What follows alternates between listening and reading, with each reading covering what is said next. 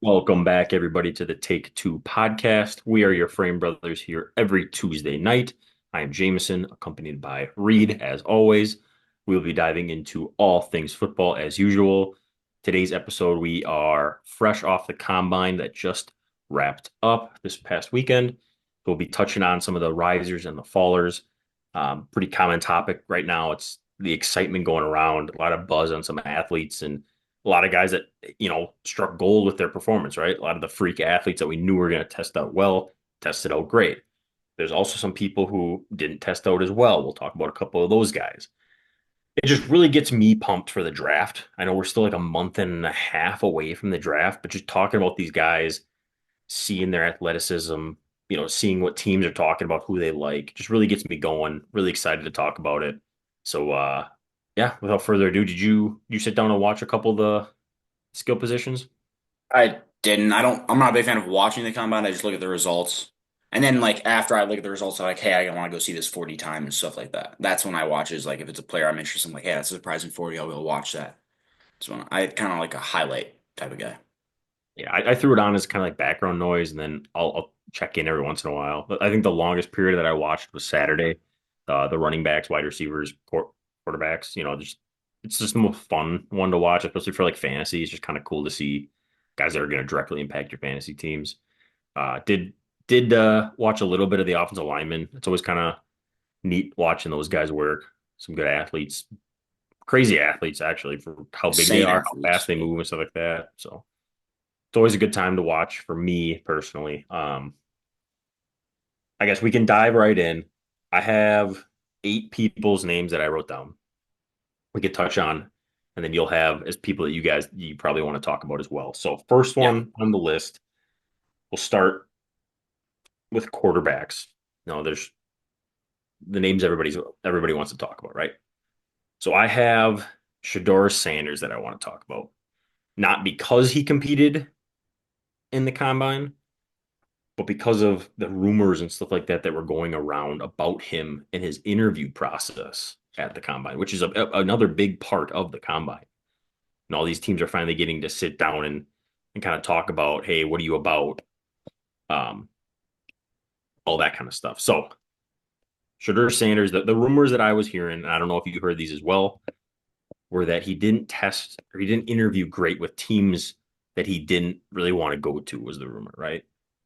So teams like the Giants, the Raiders, probably the Jets, the high draft picks, the top 10 picks really stood out in great interviews in. But then everybody else, it sounded like he was very arrogant and just kind of full of himself and just like, yeah, I guess it just it gave a bad taste in a lot of people's mouths to to a lot of teams, which is similar to what his dad did back when he was getting drafted, right?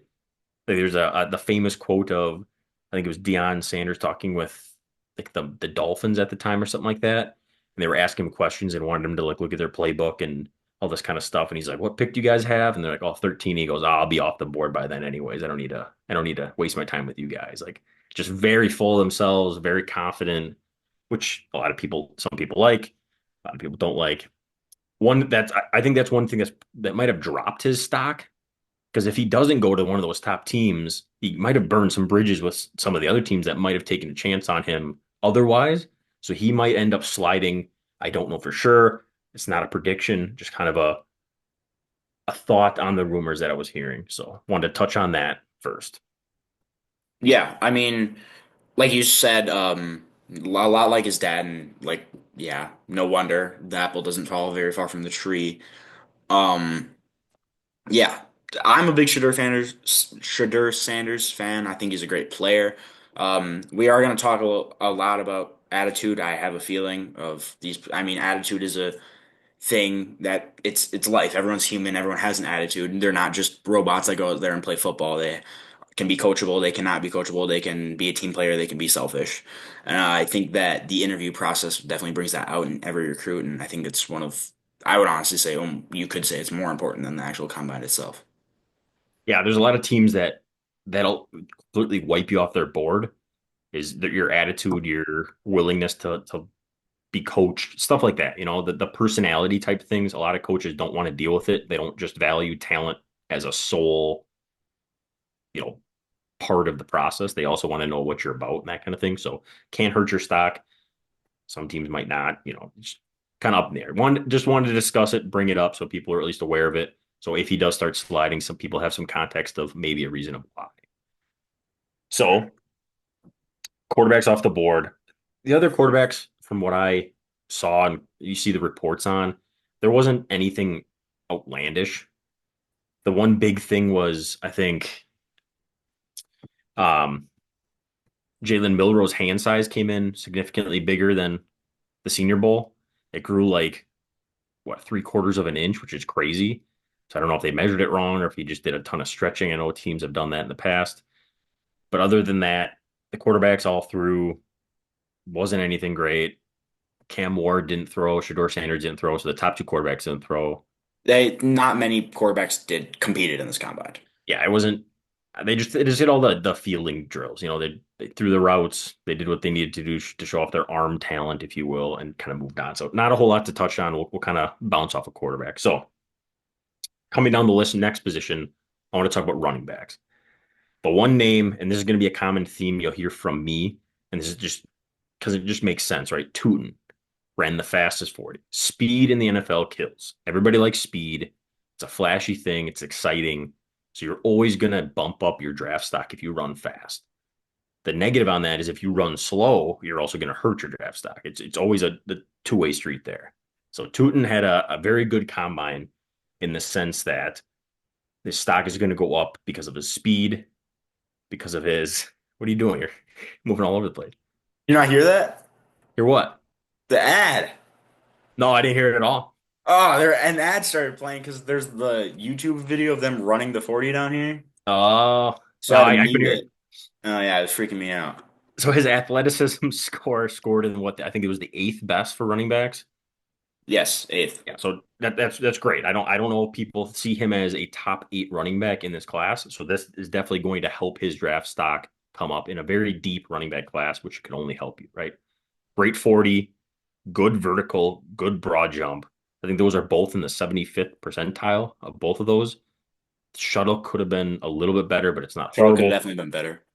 But overall, a good performance on a kind of an underrated guy that maybe not a lot of people know about. So good for him.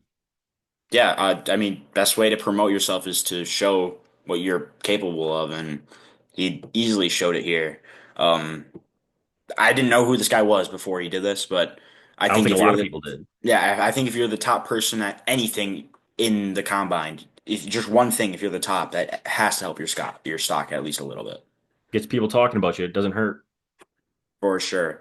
I love this running back class. We've touched on it before. There's so many running backs in here that I just love, right? And I'm just going down the list of the 40 times here. My next guy is Brashard Smith. A Mhm. lot of people don't know about this guy. SMU, they did make it to the college playoffs. Now, what I like about this guy is his elusiveness. This guy's quick. He moves quick, and I think you can see that he actually didn't run the three cone or the shuttle, so you can't see that. What does In that the tell you straight though? lines, Is he scared? he might be scared to compete. He did run a 4.39 though, so I think that does show you a little bit. That's a fast time. Of course, it's not Yep. Tutton, but we can't expect every running back to run a 4.32. He's decent size, 194. I would like to see the bench press. I don't like how people sit out of the combine. I will say that to the day. I get why you don't. I get why Ashton Genty didn't. I get it. I'm not in that position where I'm like, I gotta keep myself straight. It won't help me. It'll only hurt me. I don't care. I want to see you run. I want to see you bench press. I You want to don't see even you. watch it anyway. I these two lines right here. Oh, they piss me off. All right. I don't like it. You're, you're saying you want Should be somebody to go filled up with there a and number. compete Right here, for right for not here. even you to watch. If there's a two lines, automatically a zero for bench press. Two lines means 10-second 20-yard shuttle, 10-second three cone drill. Automatically. Like I said, I get both sides of it. I understand why people don't run. I understand why people do run. I'll get to a good example of that here in a little bit once we come down some other positions. So I'll touch on that more. But yeah, good run by Smith. He showed some athleticism. again, like somebody that not a lot of people know, which is the one thing I like about the draft is it brings a lot of names kind of out of the weeds that people always know the Genties, the Hamptons, the Caleb Johnsons, the you know what I mean? They know the top guys and they want to see those guys compete, but 9 times out of 10 those guys don't compete anyway. So it's good for these younger guys, the underrated guys to make a name for themselves. Um, 100%. I think there's one other running back you probably want to touch on. We talked about him last night.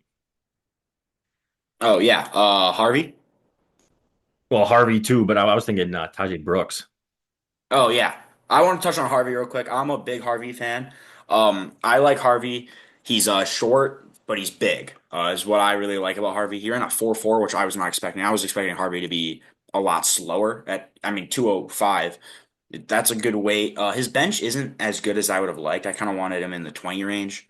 But his vertical and broad jump, he looks explosive, a lot more explosive than I was expecting. I'm a big Harvey fan. I think he's a great player, and I'm going to be definitely looking for him as like a little third round pick, second round pick in a dynasty league. Just a little pickup. I like Harvey a lot. Just wanted to mention him, give him a little love. Yeah, the one thing that I've heard the knock on Harvey is he's not great at pass blocking just because of his size. Probably has a lot to do with it.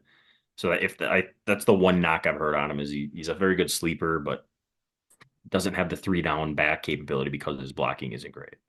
Yeah, I can agree. You mentioned Tajay Brooks. I also was a big fan of Brooks. The one thing I liked about Brooks is if I go back out of his profile, it's his shuttle. He won the shuttle first place by a large amount, and Like he that was impressed me. he was It was quick. his agility was a lot better than I thought. At even bigger than Harvey, he's 214. Again, the same bench press. He's a little slower, but I like that shuttle and I like that three cone. I like the agility. He can move, and he's still big. He's decently fast. I mean, a 4.52 is nothing to scoff at. 4.52 No, can get the job done. it's fast enough. But I really liked Brooks just because of that shuttle. I would have liked to see a couple more bench press. He's like what 20 He's oh, he is 214. in the teens. Okay. Yeah, he's slightly bigger back. So you would think power, but then the bench press kind of scares you away. But then he does have that lateral quickness with the shuttle. So it's kind of a mixed bag of emotions there, but overall tested very well. So I'm 100% happy agree. for him. And I agree with you. At 214, as a running back, I either want you to be decent at bench press and 40-yard dash, or I want you to specialize in one, right? I think here that's kind of what scares me. We got 16 on bench press and we got a 4.52. Four, like I said, 4.52 is not bad, but if you're getting a 16 in bench press, I kind of want a four. I want a sub 4.5. I want a 4.4, something like that. So definitely would have liked to see more bench press out of him. Again, just liked him because of that shuttle. I thought that shuttle was extremely impressive, and I think it shows a lot about him as an athlete and what he can do. Agreed. I can't argue with you there. Moving on to the wide receiver position. I want to bring up my guy. Again, I said this was going to be a common trend. Matthew Golden is the guy that I've been high on most recently on the podcast, but before this podcast, outside of this show, I've been talking about him a lot too. My friends know, Reed knows, I've been talking about this guy. I think he's going to be great. I really think Matthew Golden is going to be good and he's underrated. Wasn't expecting him to be the fastest wide receiver at the combine. Was not expecting that. Sub 4.3 is crazy good for a wide receiver. He didn't do a lot else testing wise. He kind of ran his 40 and got out of there, but he had a crazy good playoff run. There's a ton of tape on him. Good route runner, good hands, good speed. I think he could be the real deal. I agree. Like I said, I don't like the numbers. I definitely would have liked to see more. But the one thing he did do is run 40 yards damn fast. They, If you're yeah, gonna do it's something, that's the one thing that'll raise some eyebrows. oh for sure. And his height's good. You got 5'11", 191. That's a good deep threat. He definitely stretch the field. I mean, he's running a 4.29. If you go look at the tape, he's a playmaker and Yep. a great addition. I think he's helped his own stock in this draft class immensely. I think he'll be a first round pick for sure now because of this draft, because of this. combine. 100% agree. Um, Media here. I think a lot of people are talking about this. Isaiah Bond goes, "I'm for sure breaking the record," and doesn't really come close. The thing is though, if he wouldn't have said that, I would have been like, wow, 4.39, great run. Fast, he's good to go. But the fact that Good he's like, run. yeah, I'm gonna run 4.2, and then he runs like basically a 4.4 is like, right? Like A four, he just like you said, 4.39 is a good. That's a yeah, good 40. I'm yeah. not saying it's a bad 40, but you made yourself lose value. That's something that would have skyrocketed your value. I mean, a 4.39 that would have helped your value for sure. But you honestly, in my eyes, I'm looking at Isaiah Bond and I'm going down for no reason, just because he said something. Like he didn't change anything. He still ran a damn good 40 time. He was just it was just a bad take on his part. Yeah, I just you know how fast you are, right? Like this isn't his first time he's ever run a 40. He's run 40s in practice. He probably was practicing for the combine by running 40s. I'm sure he was clocked. So you're telling me that he had just had no clue that he wasn't going to run this fast, or did something happen? Like, is he going to run at Texas's pro day and actually run sub 4.3s? And then it's just like, it was a fluke combine performance, or what? Like, it just makes him look bad for no reason. Like he just brought it on himself. I just don't understand the logic there. I agree. There wasn't a great decision. I mean, like we said, 4.39 is nothing. It's not bad. I mean, he's up here with the top guys. Um, he made himself lose value in that 40-yard dash because he was shooting for the stars and he didn't even make it off Earth. Two guys I want to touch on quick. I'm coming up with this on the spot. I didn't actually write these guys' name down. Both Iowa State wide receivers tested out very well. Jalen Knoll and I think it's Jaden Higgins Jaden is the other Higgins, one. I pulled him up right here. Yep. So Jaden Higgins is your taller X type receiver. He had a very good combine performance. He's faster than you would think for somebody that tall. Four four Decent. seven. Like he good combine perform from him. But then Jalen Knoll, who's more of a slot guy, is a little bit shorter.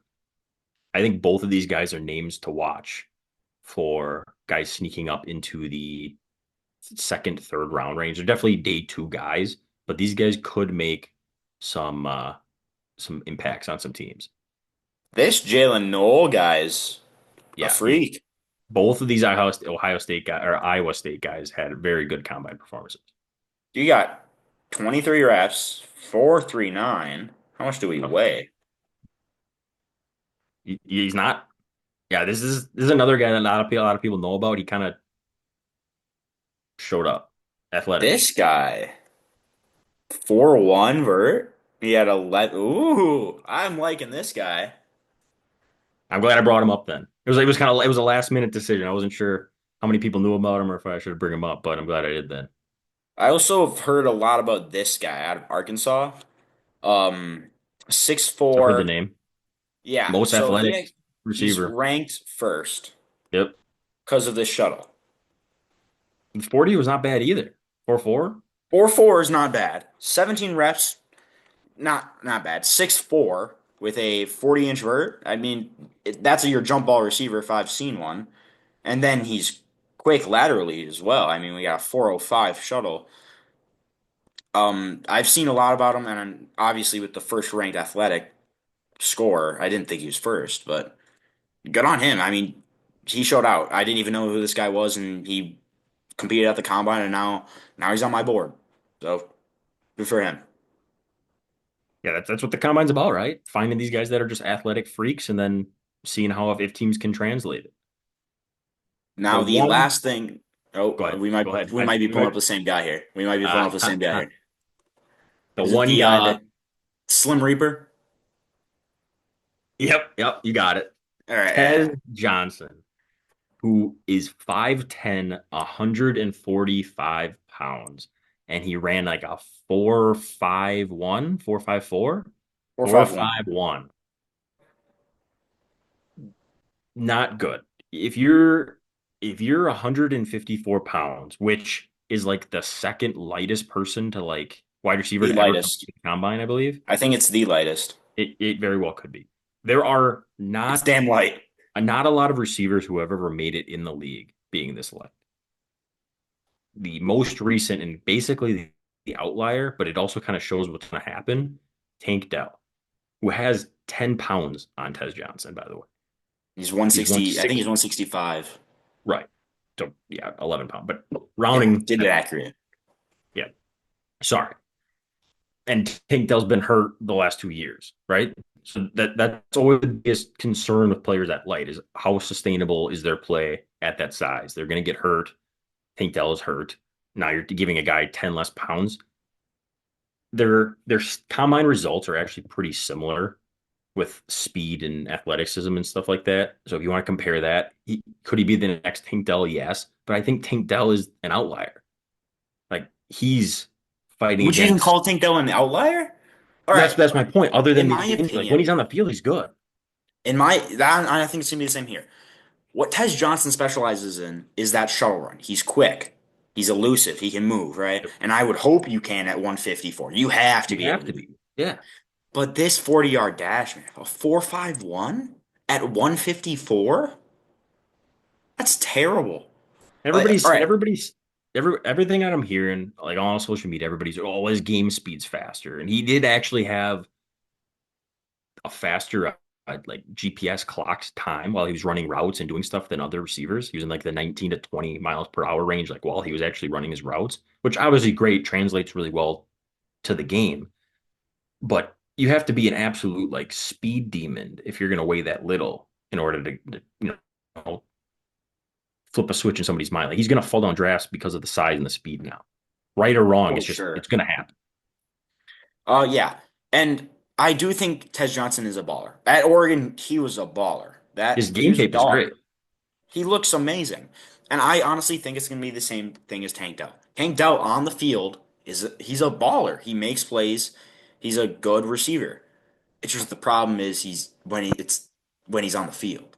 Right. How often can he stay on the field? Like the I'm just saying, man, I don't think he will be able to stay on the field. 154 is not enough. Yeah, it scares me. It scares me too much for me to want to take him for fantasy, and it also scares me for my team wanting my team to take him, if that makes sense. And So I'm now just kind of all out on him for multiple reasons. we've talked about the not participating things a lot. This is also scaring me. I don't know if I'm guessing right now he didn't compete because he knew it would be bad. Yeah, but what do you want out of bench press out of a guy that weighs 154 pounds? Like, That's what are your true. real expectations? What would it make or break you? It's not going to Unless he's make going or to put up break. You're like right. And it's receiver. 16 It's reps or something receiver like as that. well. It's receiver as Right. well. But I'm Like, how just much saying, blocking is Ten Johnson really going to do for you? hopefully none. That's my point. He's going to get Yeah. bodied by anybody who tries to block Do him. you even think this guy could get up to 25 Yeah, I bet he can get at least five. at 154? Dude's an athlete. I feel like any college athlete should be able to bench press 225 5 times. I feel like that should be like the bare minimum for being a I college mean, athlete. I 100% agree. Any college athlete at any division, in my opinion, should at least be able to bench 225 once. I feel like I could just go bench 225 5 times like right now. I for sure could do it. Well, yeah, but you lift regularly. Like I feel like a Yeah, Joe Schmo, me getting off my couch and go bench press, I could probably do it. And if I can, this dude that works out 5 times a week, I'm sure he could. I I don't know. I 154 five, or 154. We're talking about it a lot. It's not enough. Yeah, that was my main point. Kind of got off on a tangent there. Tez Johnson scares me. I'm kind of out on him because of it. I am as well. Happily be proved wrong. I'm cheering for the guy. Just don't see it working out for him. Yeah, again, nothing against the dude personally. I never met him. I don't even like hate Tez Johnson. I thought his game was great. Just that weight mark that scares me. I guess three tight ends we can touch on really quick. Terrence Ferguson, obviously, draft stock goes up because of speed. Common trend. If you're the fastest guy, your draft stock is going to improve, right? Right or wrong, it just always happens. speed kills in the league. Everybody loves it. Again, like I said, the reverse side of that is if you ever run a slow time, your draft stock is going to fall. The two guys I want to bring up, Harold Fanning Jr. ran a lot slower than a lot of people thought he was going to, being a kind of like a receiving tight end. That's just his game. He had like 1,500 receiving yards for Bowling Green this past season. Get a lot. He had crazy good stats regardless. So everybody was like, wow, he's going to be faster and agile tight end, basically just a receiving tight end because his blocking game isn't great. 22 bench press isn't bad, actually. But so you have him running a slow 40, not great. His shuttle is actually not bad. Then you had Gunnar Helm, who ran a ridiculously slow 40. A 4.84 is not good for a tight end. I think, in fact, like tight ends that have run right. Now, I did see a picture on social media that he rolled his ankle on his first attempt at the 40, like getting off the blocks. He like rolled his ankle and his like whole ankle's like swollen in black and blue now. And he ended up competing in all the other events after the fact just because he didn't want to be like, nah, I got hurt. I'm done. Like, he's like, I'm here. I'm going to compete, which is why all of his stuff is just terrible. So that's the excuse that I'm seeing and everybody backing him up, which would make sense because if you watch his film, he doesn't look like a 4.8 tight end. He looks a heck of a lot faster than that. But the one stat that I did see was like, tight ends, I think at his size, scroll up, what is his weight? 240. Harold Fannin was 240 as well. Right. So at 6'5", like 240, I think the only tight end to make it in the league that ran like a 4.8 was like Kyle Rudolph. And like that was it. Like slow tight ends don't typically make it in the NFL. Yeah. So I thought that was kind of interesting that if I this think is we've his actual time, not probably not going to work. I think we've seen an evolution of tight ends. We've covered it. The game evolves as years progress. Tight ends can't just be these blockers anymore. They're turning into more of a receiver, and we're seeing that, hey, you got to be able to go catch that ball and block. And that's why George Kittle's one of the top tight ends in the Mhm. league. It's Yep. because he can do both. Yeah. So 4.84. I do think him sticking out that ankle injury does show a lot. I mean, if there's one position you want to be tough, it's the offensive line and a tight end. I want a tough tight end. I think that'd be very good. Get that guy in the trenches, pop him out for a little 5 yard pop pass. I think a tough tight end would be great. I think that does help his stock.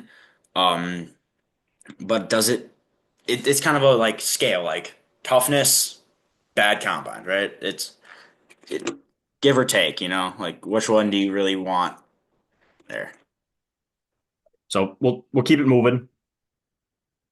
Offensive lineman. I got two guys I want to touch on. We can kind of go off of there. You already got him up. Armand Menbu, who we brought up before in our earlier mock drafts that we're talking about. We're talking about him being a potentially tackle first. You can slide him into guard. I think he might even be a better guard than he could be a tackle in the NFL. Tested out like an absolute freak. He's he's the number one. It says offensive tackle, but you could probably do both guards and tackles. Really good 40 or sub five. That's pretty good for his height and So weight. yeah. Bench press 31, great. We got a Yeah, he's 6'4", 330 and he's 332 running guy here five. moving at 491. Like, just great athlete, which says a lot of good things for the like you're pulling guards, you're pulling tackles. Obviously, people want to get people moving in their offensive schemes to help with changing up the defense and get people blocked correctly and stuff like that. So his athleticism is only going to help him. Plus, he's a sturdy guy at 330. I think this skyrockets his value and might even bring him into the top tackle two. Like Well, we talked about no tackle two. So we oh, talked about like tackle. Kelvin Banks and we talked about Will Campbell being the top two tackles. Campbell being another one of those guys you could probably slide into guard. Mem was kind of in that same boat. Does this pass one of them or both of them potentially? Like, is this offensive tackle one territory now because of this performance? This is one of those things where it's like where not competing in the combine hurts you, Kelvin Banks. Membu showing out, did that just hurt Kelvin Banks' stock now? We Like don't know, of course. was Banks What? really like locked into that offensive tackle one position? Like, He is that was why for he me. didn't I compete, or is thought he he dealing with an was. I thought injury? he was. What? I like, is he dealing with an injury? Is that why he didn't compete, or is like, was he worried that he was just going to hurt his draft stock? Because like, if I Membu goes out here don't know. and if he had that same mentality, he's like, ah, like I don't have much to prove. I think I'm pretty locked in, and then he goes and performs like crazy. Like, obviously his draft stock rises. I don't know. Like, I had Will Campbell going first just because of his versatility and his just game tape, right? It was a very solid tackle for LSU. Banks I kind of had second because he was like a true tackle. And then I had Membu down there with, the Simmons, the what do we got? Josh Connerly. That's kind of it. He's in that territory. And now I think Membu is kind of like a tier of his own, if not pushing up into that top tier. So I'm I happy for truly, if, all right, let me put it this way. This is the best way I think I can have you make a decision on who do you have higher. Seahawks need an offensive lineman, right? Would him. you rather have Membu or Banks? Membu because he can play guard. Now, Would you the rather have next Membu question you're or going to ask me, I'm gonna go Campbell, I honestly think I would rather have Membu. just because I'll take the better production from LSU. He's like more proven against better competition versus Memu at Missouri. That's the only reason. I can get behind that. And I don't think you can go wrong with either of those guys. I think these two guys are going No, to I, be I like them both. Yeah, amazing offensive linemen. I think all three of these guys, Kelvin Banks, I think all three of these guys are going to be very successful in this league. Honestly, I don't think you could go wrong. You could pick any of them and they're going to be honestly a top five offensive lineman. I honestly think that. Membu, I think, has potential to be the best offensive lineman in the league. I truly think he has the potential. Running a 4.91, bench pressing 31 pounds of 225, or 31 reps of 225. The vertical is 3.4 at 300 pounds is insane to me. And again, 300 pounds, 6'4". He's an all around athlete, all around the guy that I want on the line that is going to destroy people and just control the line of scrimmage. for sure. I love him. I think his draft stock rose. I'd be happy if the Seahawks got him, and I'm sure 100%. probably 31 other teams will be happy if their team gets him. So good for him. Made himself some real money there. The other guy I want to talk on is top on the board, Jared Wilson from Georgia, center.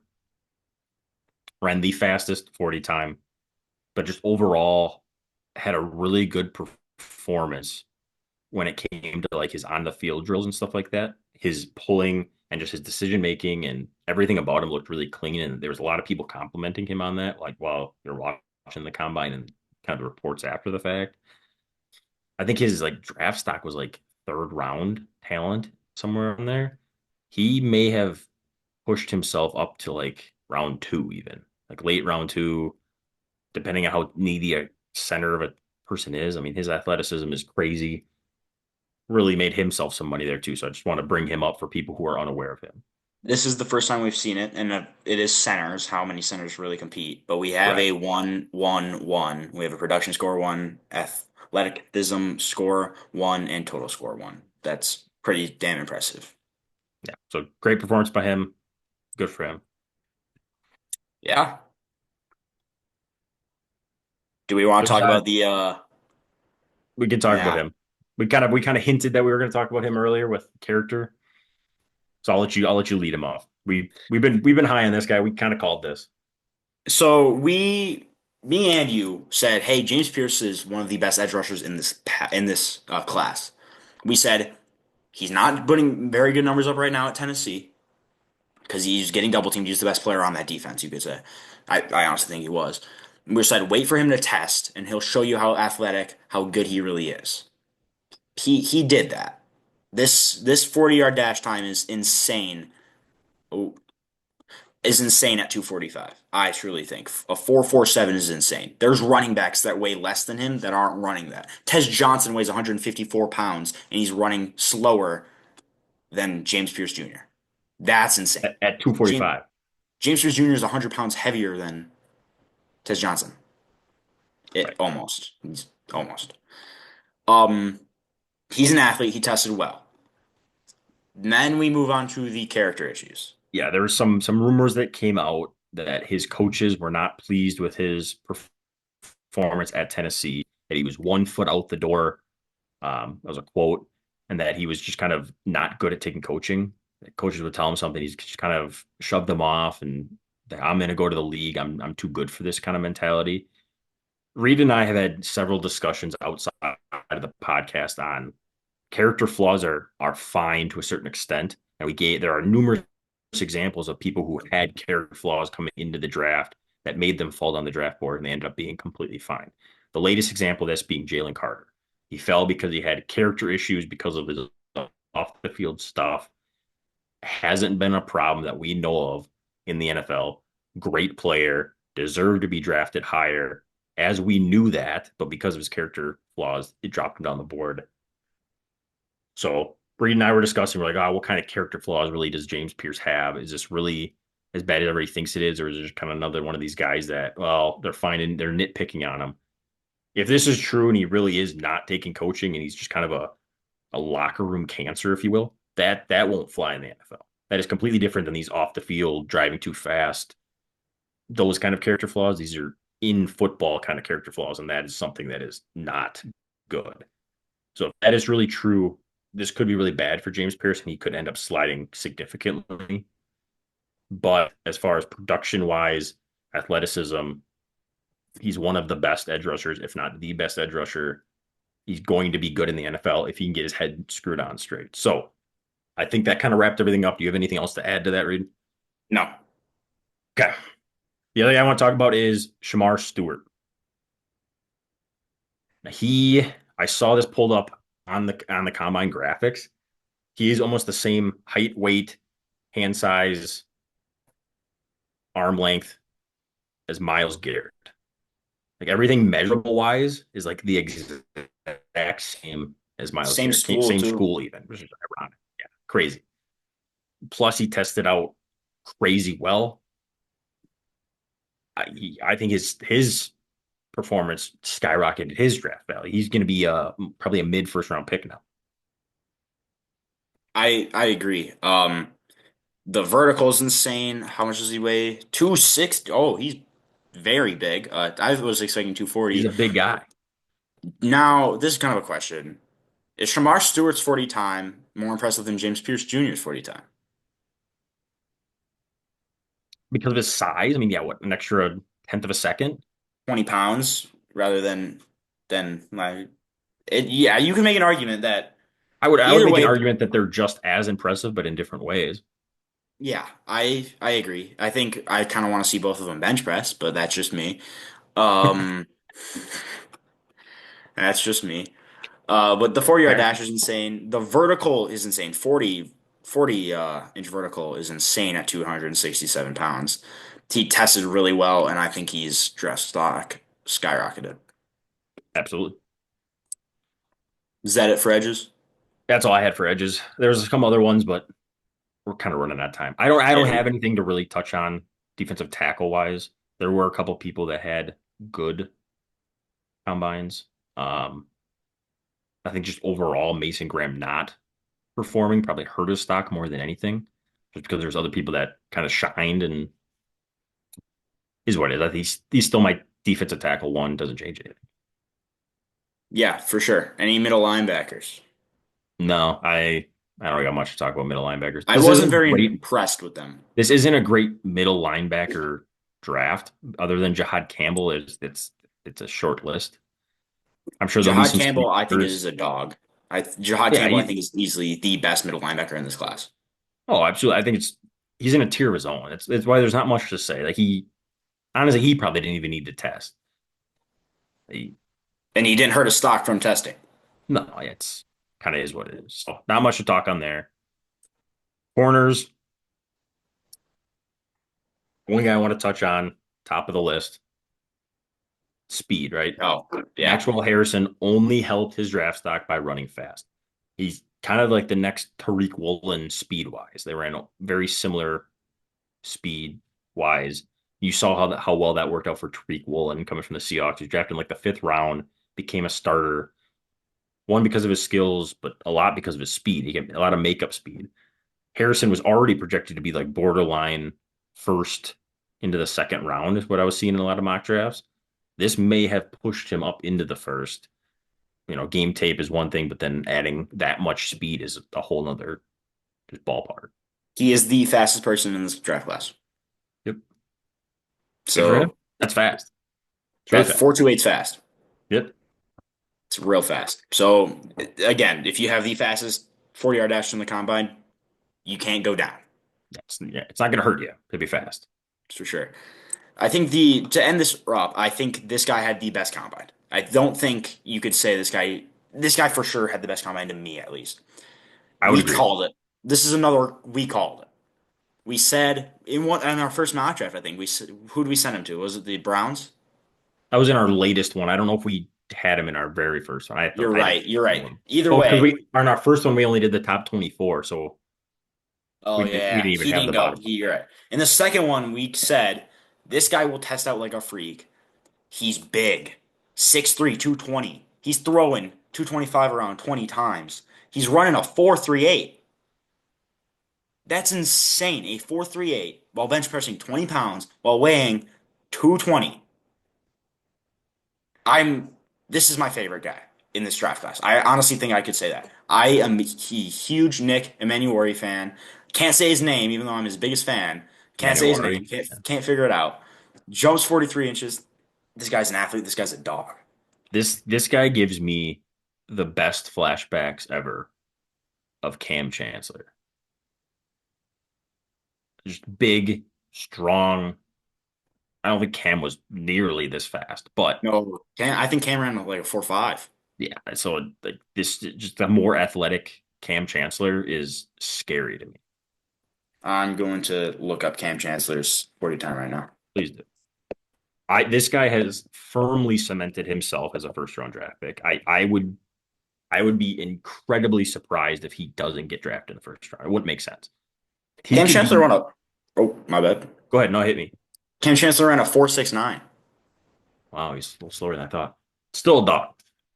Cam Chancellor hit people, and I think Nick if all right, I'm not going to say he's going to be better than Cam Chancellor, but he's going to be similar to Cam Chancellor, and I think he has the potential to be way better than Cam. He's faster. He's the same size. He runs around. He makes plays. I'm a He's so much more massive versatile Nick. with his speed. I mean, you can put him in the nickel too. He You he could can put do him more. anywhere. Yeah. For So 6'3", 220, you could put that man at middle linebacker if you want. he's gonna be like Kyle Hamilton esque. Just faster. Kyle Right. Hamilton was slow. Faster. Yeah. This guy is Yeah. fast. So watch out for him. I think he's gonna sneak into the teens of the draft, would be my guess. And then I like it. indirectly, with him being as good as he is, it actually hurt Malachi Starks. This is where we were wrong. At least I was. I don't know if you jumped on the train with me. I said Malachi Starks was one of the best athletes in this class. I was wrong. I was wrong. I'll admit it. He's that's not even bad. Like, look at those. It's not bad, but Nick Emanuori is better. 100%. You cannot convince me. I am taking Nick 10 times out of 10 over Oh, Malachi absolutely. Starks. The film, if you go watch the film, you said this perfectly when we talked last night. You turn on Georgia's film, Malachi Starks is forgettable. You see him every third play, and you're like, oh, that's Malachi Starks. He made a play. Good for him. Then you don't see him for two more plays. Then you see him again. Um, Nick Emanuori, first of all, he's just so big you can't miss him, so you can't forget about him. Flying around. Yeah, but he flies around and makes plays. Another safety we brought up is next year's draft class, Caleb Downs, Ohio State. That's a safety. That's a playmaker. That guy, that you won't forget him because he's in every single team tackle. You That can't guy is miss getting up from the pile. I promise you he's getting up from the pile. I don't care his if he's the name last gets guy on the pile. called on He's every getting up from tackle it. just because he's always there. He That's flies around and makes plays. Yeah. and that was my biggest knock on Malachi Starks. Everybody's like, oh, he's the best safety. I was like, yeah, he's good. Don't get me wrong, but like he's just not. amazing. Like he's not in your face, can't miss him. Like I we mocked him in our first round. I kind of just fell into the trap of yeah, he's a good safety. Everybody's mocking him. He's probably going to go in the first round. Manuari is that guy. I Manuari is everything Starks was supposed to be as far as a good safety going early in the draft. 100% agree. So I I would yeah, agree. He's kind of my draft crush, if you will. Like he went off. He had a great performance. I know I'm hoping the Seahawks draft him. That'd be insane. I would love to see him in the back in the secondary, if you will. Um, love it. It makes me so pumped for the draft now. you can't tell me you look at these measurables and these statistics of him in the combine and you just don't smile. You just don't get happy. This That's is a pure football player. joy. This is fun. I Yeah, want to see this guy light it up in the league. absolutely. I'm instantly a fan of Nick. He kind of reminds me of like Derwin James when he came out. In the sense that I wanted my team to draft him. Like whatever team gets this guy, he's gonna be good. And it's the same thing with Emmanuel. Like whatever team drafts him was like, God, that sucks that my team didn't get him, but he's gonna be a star. I also said this last night. Um, I know this podcast wasn't a thing, but Jeremy Chin, I was this high on Jeremy Chin. This This is how high I was on Jeremy Chin. Jeremy Chin had a pretty good combine. They are actually very similar in size and play style almost. Um, this is my Jeremy Chin of this year's class. I do think he's gonna be 3 million times better than Jeremy Chin. I truly do. I like it. Yeah, I'm just excited to see where he goes now. We got to get till April. We got to get to April 27th. Oh, just sim it. Sim the rest. We are doing position rankings here coming up soon. Yep. I promise you, half of the safeties or DB video will be about Nick. Yeah, we got some good episodes coming up for you guys. These next couple before the the draft comes up. We also have NFL free agency starting next week. That's always a ton of fun. There's always some cutting and some trading going on. We'll kind of wrap everything up as best we can, come up with our favorite signings. Last week we did a free agency outlook on kind of what we thought was going to happen, some names we thought were going to go where. If you want to go check that one out, let us know your thoughts. But yeah, we're going to keep you up to date as best we can, kind of touch on as much as we possibly can in the next episode. It's going to be too much to fully keep up with, but we'll do our very best for you. So Yes, and I believe we have a mock draft coming next week. yes, mock draft next week. Week after that would be a free Is agency recap because officially the what is it, 12th? March 12th that free agency begins. yes. Yes. So it would be the Tuesday before the it's the 11th is next week Tuesday, so it's the day before, but there will still be unofficial people signing in free agency with the legal tampering period. So we might touch on a couple of those, but we'll do a mock draft next week. Should be our final one, I believe, before.